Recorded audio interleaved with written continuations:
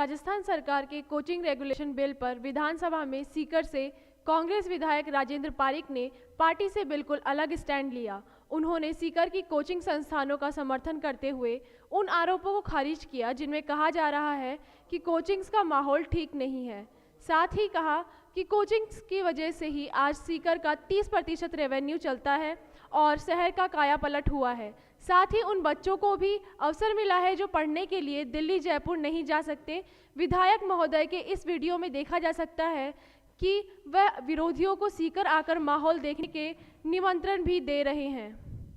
अब चर्चा ये आई कभी माननीय हमारे नेता प्रतिपक्ष ने भी ये कहा कि 16 साल का क्यों किया। माननीय अध्यक्ष महोदय, मेरा एक निवेदन है, भारत सरकार की गाइडलाइन के कुछ हो सकती है, लेकिन मेरा मानना यह है कि जिस बच्चे को राजस्थान में आप 14 साल के बच्चे को यदि आप जो है यहाँ ये कह करके निरुत्साहित कर देंगे कि तुम 14 साल के बच्चा जो है यहाँ पे नहीं पढ़ सकता।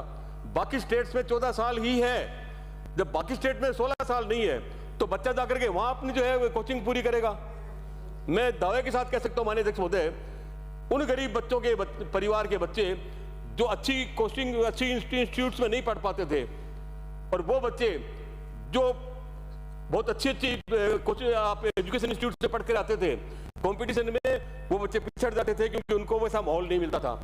आज सीकर के ग्रामीण अंचल से आईएएस में, आरपीएस में, आईपीएस में और बड़ी बड़ी सर्विसेज में सीकर के शहर के और ग्रामीण अंचल के बच्चे सेलेक्ट हो रहे हैं। ये पहला मौका माननीय अध्यक्ष महोदय, मुझे कहते हुए गर्व है कि कुछ चंद बच्चे जो आईआईटी करके आए थे या जिन्होंने कोई इंजीनियरिंग की थी, जिन्होंने एमएससी की थी, उन कुछ चंद बच्चों ने आकर के सीकर में जो कोचिंग इंस्टीट्यूट्स की स्थापना की। मैंने बीजारोपण स्वयं अपने आंखों से देखा है और पिछले इन 20 वर्षों में वो बीजारोपण जो एक साधारण सा बीज था आज वटवृक्ष बन गया।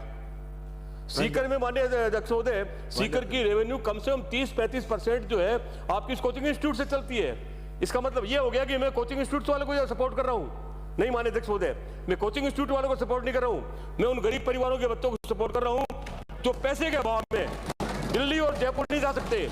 वो बच्चे सीकर आकर के, सीकर का मैं आप सबको निमंत्रण देता हूं। जो आदमी यहाँ पे ये कह रहा है कि कोचिंग इंस्टीट्यूट का माहौल ठीक नहीं है, कोचिंग इंस्टीट्यूट में जो है जगह नहीं है, ऐसी वातावरण, सीकर का वातावरण आप चल के देखें, मैं निमंत्रण देता हूं आप सबको। सीकर के जो कॉम्प आप देखेंगे वहां पे वो उनके जगह स्थान आप देख के दंग रह जाएंगे कि हम सीकर में हैं, राजस्थान में हैं या हम कई विदेशों में हैं। मैं माननीय अध्यक्ष महोदय 1 मिनट और लूंगा। मैं माननीय अध्यक्ष महोदय, मेरा एक साथ कह सकता हूं कि इन कोचिंग इंस्टीट्यूट्स के आने के बाद में सीकर की जो ग्रोथ हुई है वो अकल्पनीय है और ये कहना कतई निराधार मानता हूं मैं। एक झगड़ा चल रहा है माननीय अध्यक्ष महोदय, 1 मिनट और लूंगा।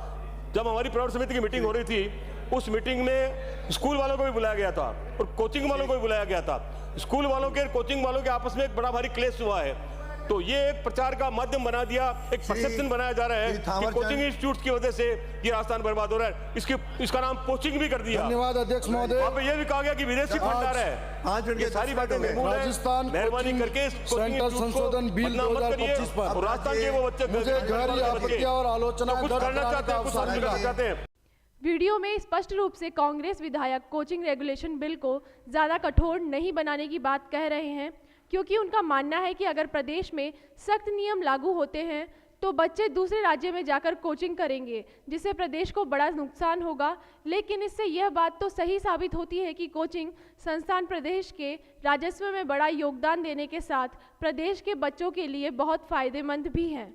ऐसी ही और खबरों की जानकारी के लिए बने रहे राजस्थान चौपड़ पर। धन्यवाद।